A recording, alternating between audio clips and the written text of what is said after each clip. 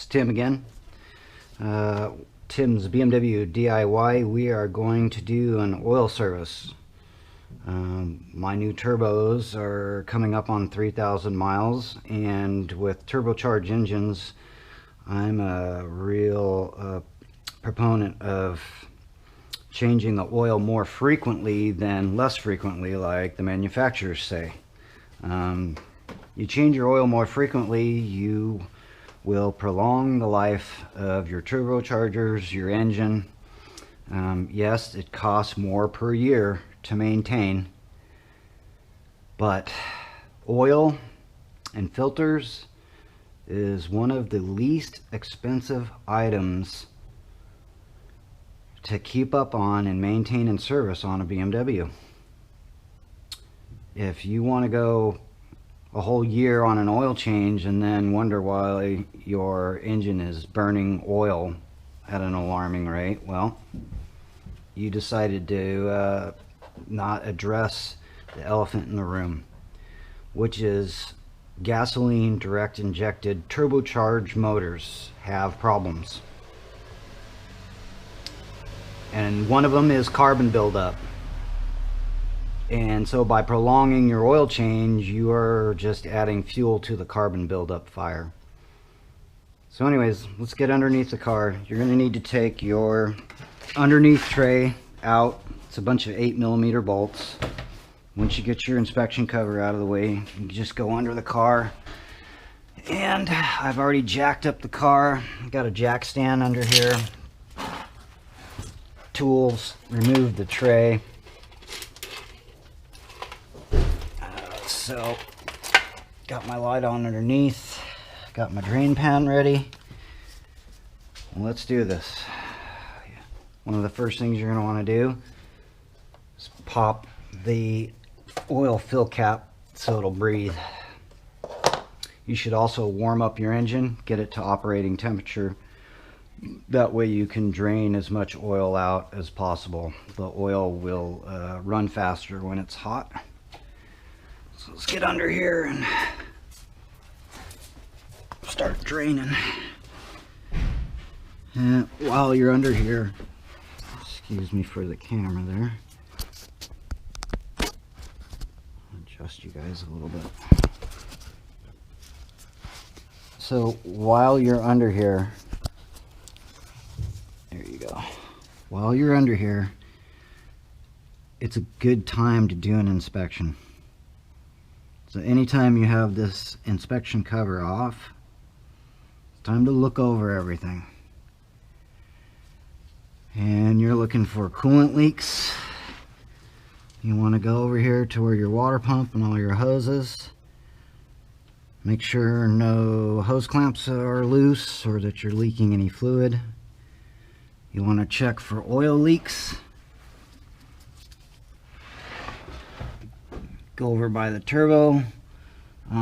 Right now it appears my motor has a rear main leaking just lightly.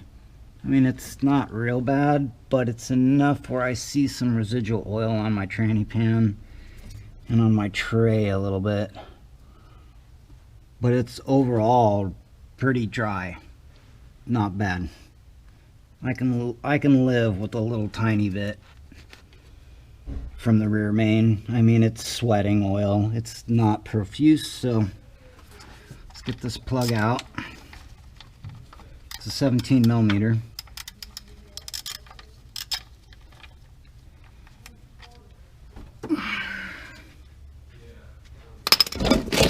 Let's get this fluid starting to drain. Like I say, it's best when the motor is warm. You get the max fluid flow out of it.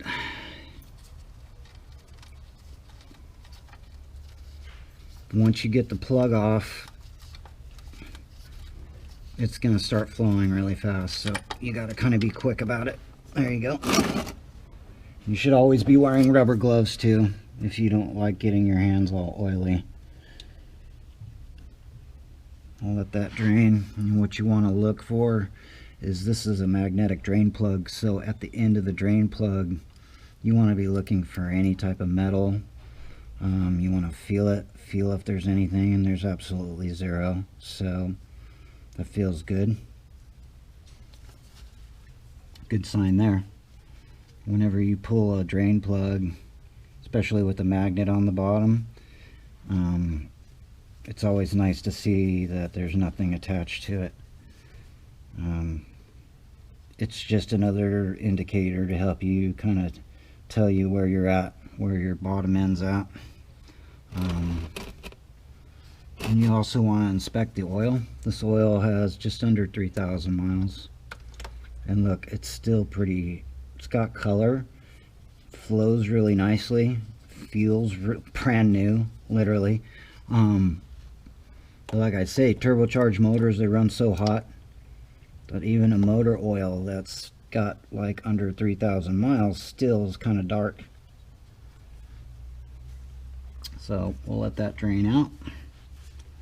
Go to the top side. Just set him right here.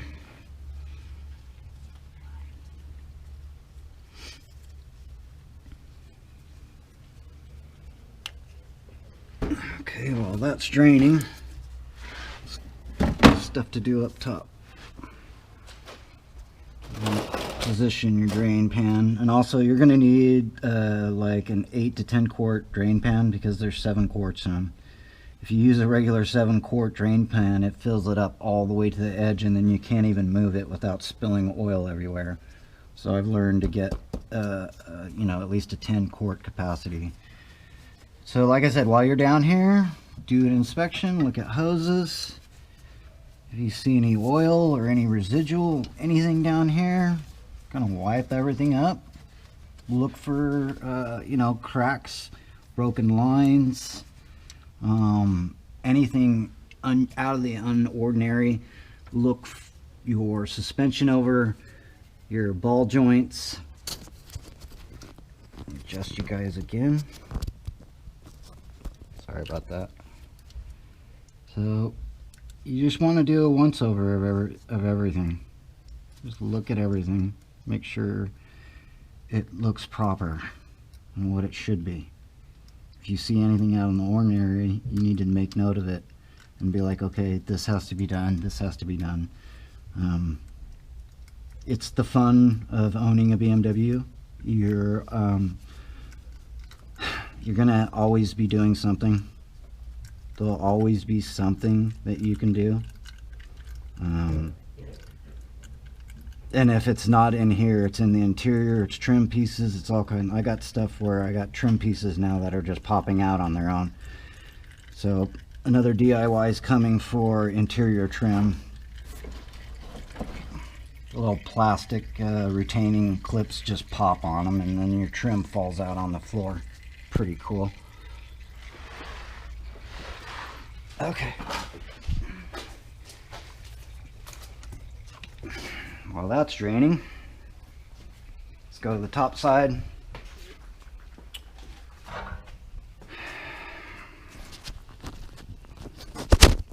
Adjust you guys again.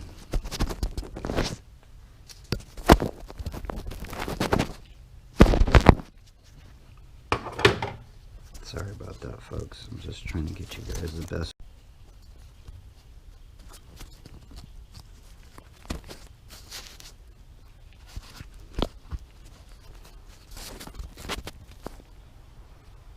All right, top side. There is a proper tool for this. It fits perfectly over. I don't have one. I use one of these. And the trick is just not squeezing too hard. Just let the teeth do the work for you. You're going to need a towel on the back side here, because it's going to start flowing out as soon as you pop this cap. But there is a little trick. I'm going to try and demonstrate it. Let's get enough of that rag back there. Okay, what you want to do is, once you get the cap loose,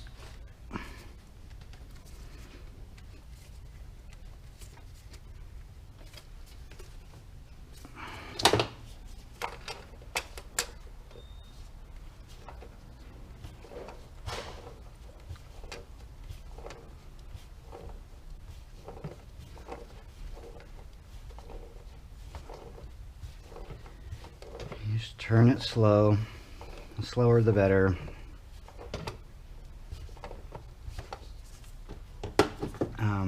Because what you're trying to do is you're trying to get a little air to go in there first so it can drain some of the residual that's in there. It's in the cartridge. So you pull it off slow and then slightly, once you have it all the way unthreaded, just give it a little tiny tug up and allow the filter to basically vent off some of that oil.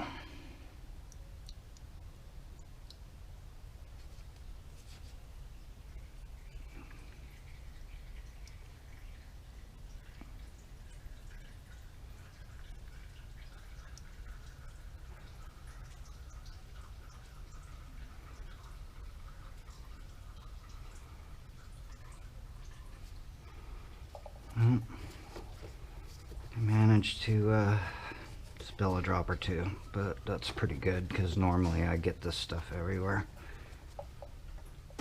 Okay.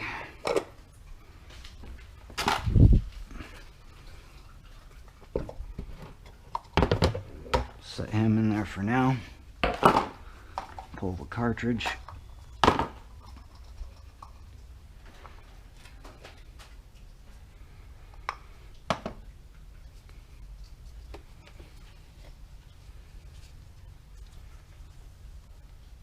You do not want to get anything down in here, so be very, very careful and cautious. If you're going to use a rag, make sure it's extremely clean. I mean, it has to be a clean rag with no debris at all.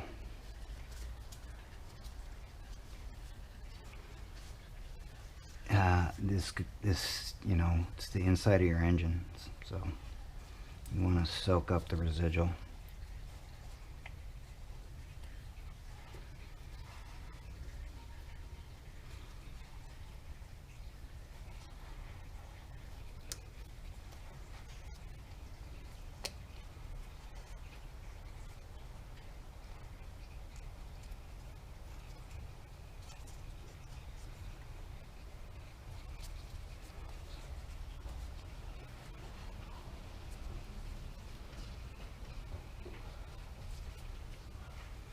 And then once you've got this all wiped out, there's some O-rings that you need to replace on the cartridge top for your oil filter housing lid.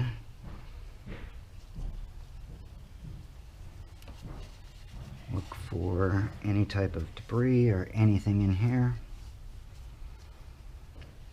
Looks pretty good there.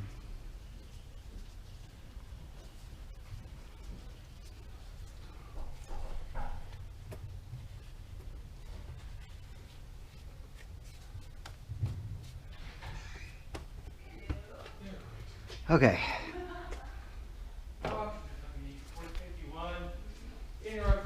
Now that out of the way, we can proceed to get some new O-rings on here. So the kit I get always use man filters.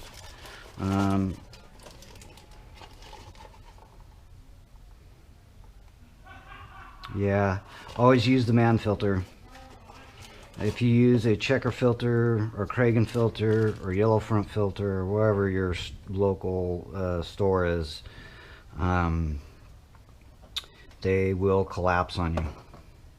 They'll actually twist and then suck in, and then all of a sudden you're starving your motor for engine oil, which is really bad. You'll end up wasting out your rod bearings. So let's get this O-ring off.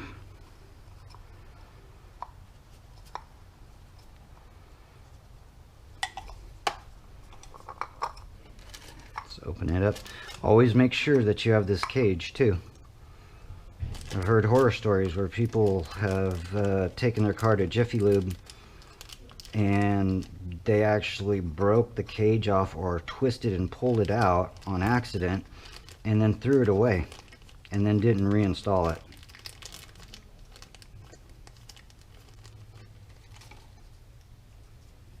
Which is a crazy no-no. Your motor oil is being bypassed and it's not even being filtered at that point. Okay, attempt number 2. If I could get him out. Let's try this again.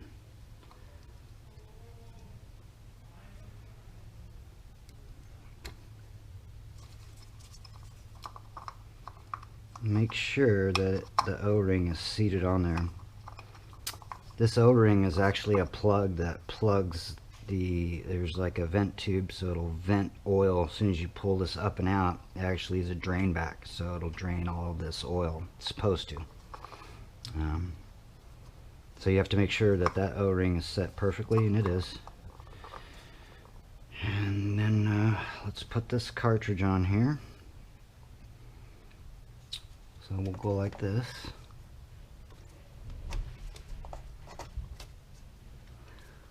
And then what we will do is we'll take some clean oil, prime the cartridge a little tiny bit. You don't need to put a whole lot, but just enough so that the motor will actually have some oil on startup.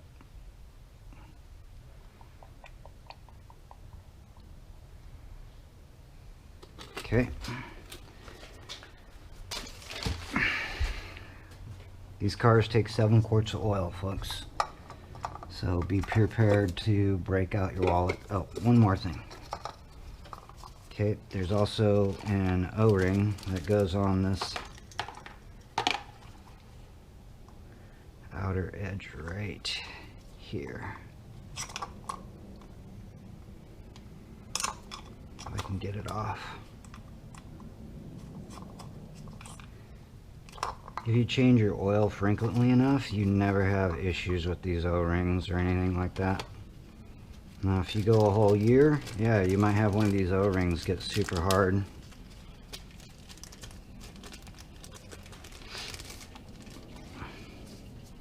Put a little lube on there, get a little oil in there.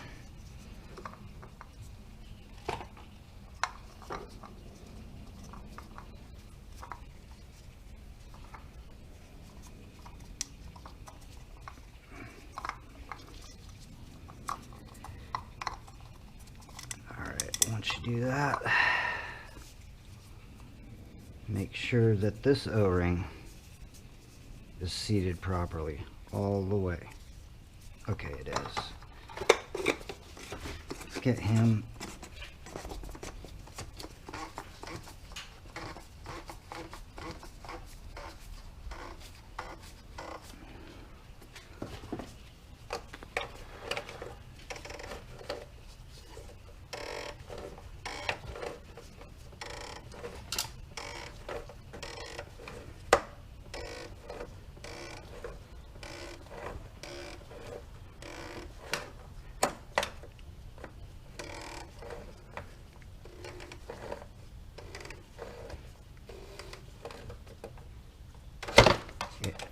Not squeezing too hard because it is plastic.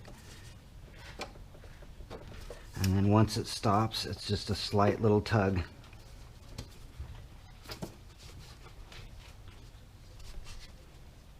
And you can tell because you're bottomed out all the way. Okay, now let's button up the bottom.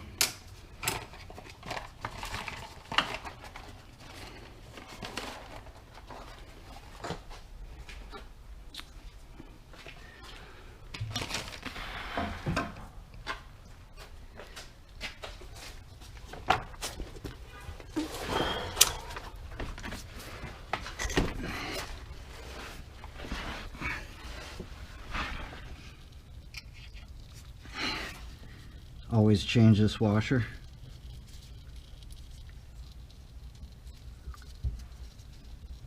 Prevent sump leaks.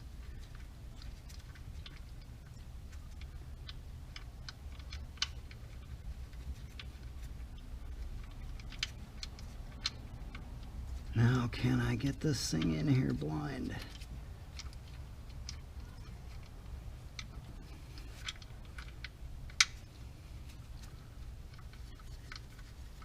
The answer is yes.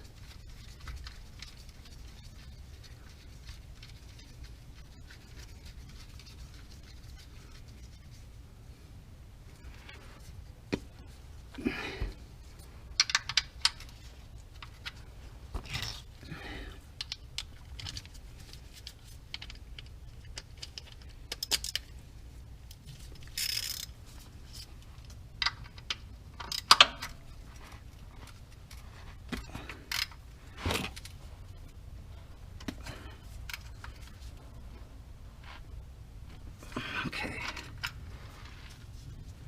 Aluminum oil pans, you don't want to go crazy. You will rip the threads right out, so no need to go extreme on the tightening of the drain plug, unless you like taking out oil pans and having to do all that work just for a drain plug. But you want to get it snug, you don't want it to back out either. That'll blow your motor up just as fast. So okay, everything looks good down here. Let's go up top and fill her up.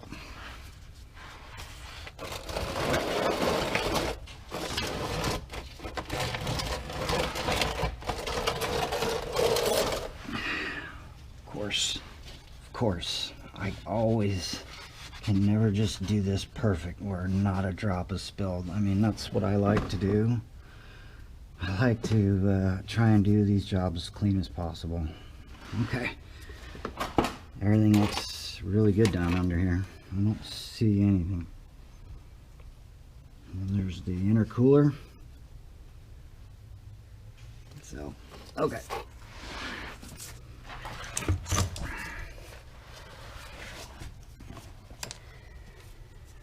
Now this is where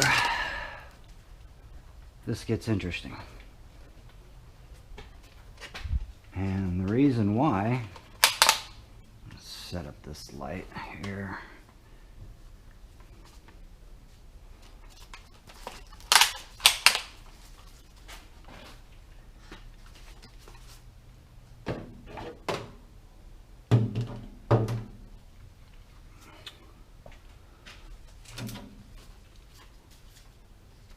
Okay, I'm sorry folks, just trying to get this so that the lighting is not right in my eyes. All right, so this is where it gets interesting.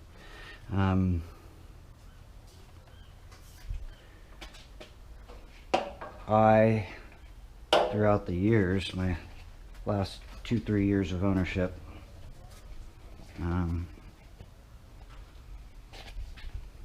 make sure the funnel's absolutely clean. I've been trying different oils. I was using Castrol for a while, and then switched to Mobil 1.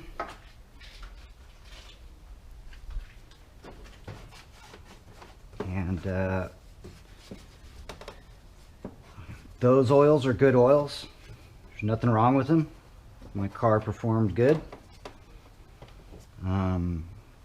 Nothing out of the ordinary to say about any of those oils. They're good oils. Castrol and the Mobil 1. Those are the ones that I tried.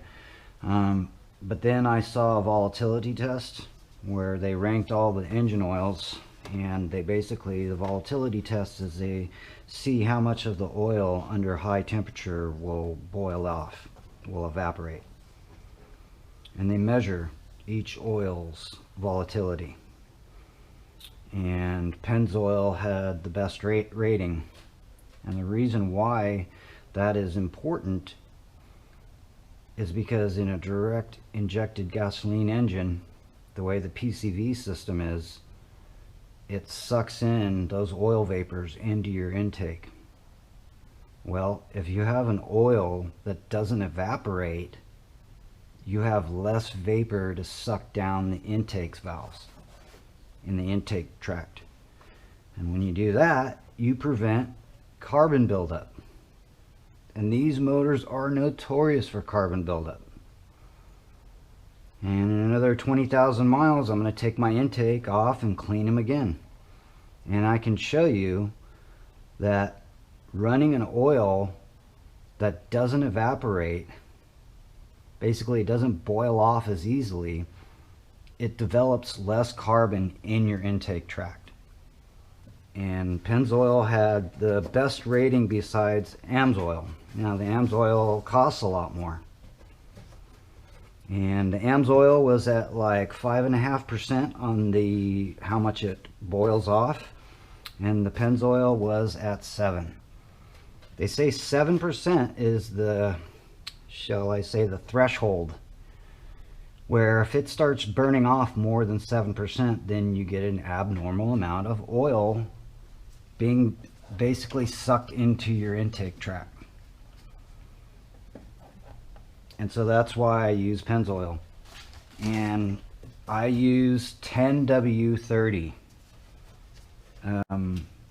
There's a lot of turbo companies out there that'll tell you run, you know, row 540. They say is the best oil for a turbocharged engine in a racing application. But I don't have 60, 70 bucks on a quart of oil.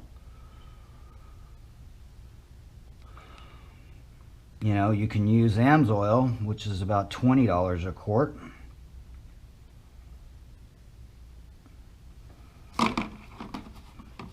Or, in my case, you're going to use a Group 5 full synthetic Pennzoil Platinum Ultra if you have it. If you can't get the Ultra, then the 1030 Platinum, just the regular, is fine.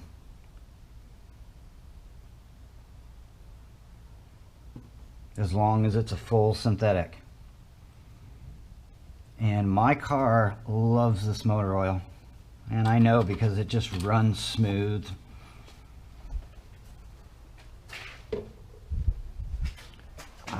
I notice a difference when I change from the 5W30 Castrol to this 10W30. Right away my motor quieted down. And what I mean is, before you could hear a lot of valve train noises with the 530. This car sounded like a diesel. And most N54s do. To be honest, the injectors, the piezo injectors are extremely loud. They sound like rock arms out of adjustment. The first time I heard this motor, I thought something was really wrong and didn't want to buy it. And then I talked to a BMW mechanic when he looked it over and said that was normal. I said, really? He goes, yeah. Okay. They take 7 quarts. So the Pennzoil is $9 a quart. And you can get one of these 1 gallons for $35, which is even cheaper. So yeah. This is what I'm using.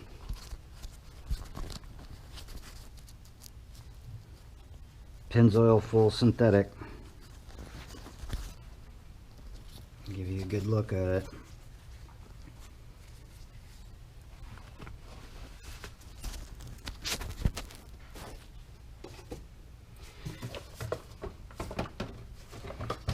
And it is a Group 5 full synthetic. And it's made from natural gas, so it has a really clean base. And like I said, my motor runs so quiet and so smooth on this stuff. And the fact that it has a really good volatility rating makes me want to use it. When you have a direct injected turbocharged motor, you want the less blow-by, the less vapor that you can create. So finding an oil that doesn't boil off is kind of key in that scenario there.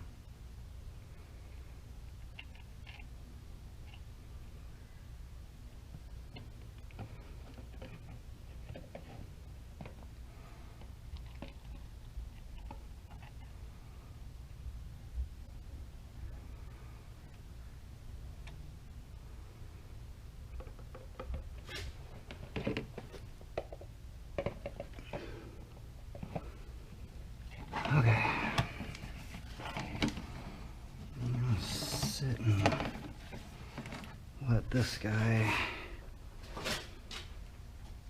Get every last drop of this guy.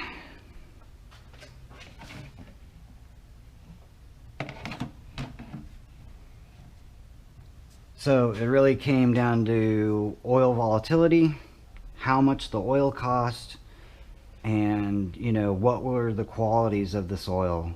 And that's why I go with this oil instead of the BMW oil.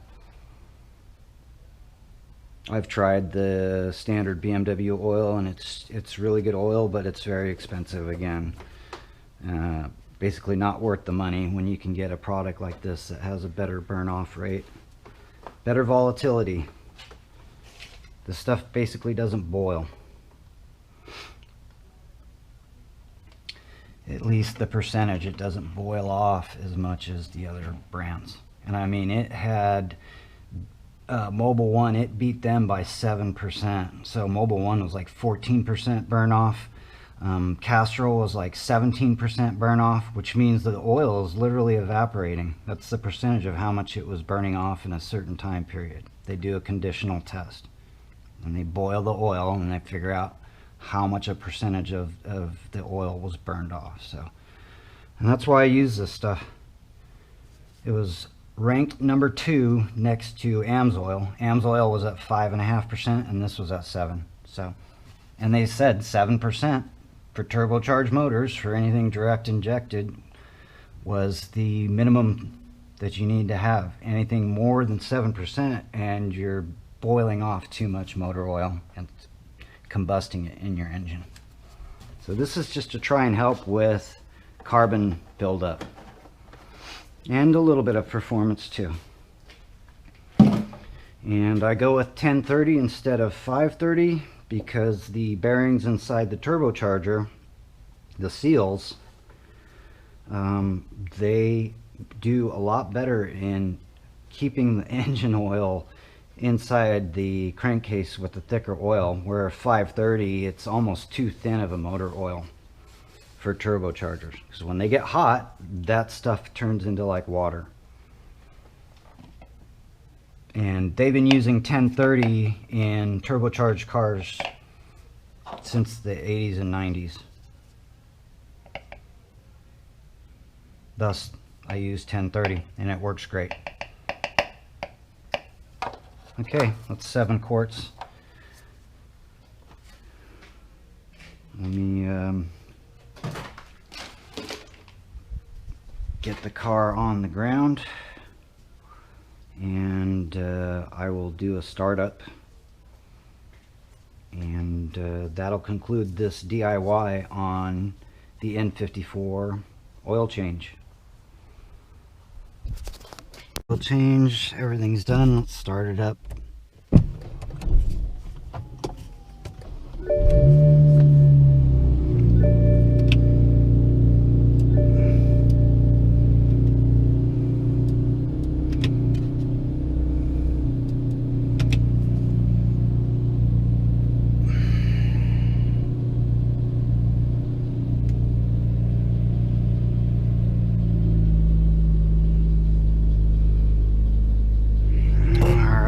Seems like everything's good. I'll have to wait a few minutes until it takes like 5-10 minutes and then it'll register. So this is going to conclude the video. Everything seems to be running up, everything seems to be fine. So thanks for watching. Please like, subscribe, and support the channel. Thank you very much for watching, and have a nice day, everyone. Thank you.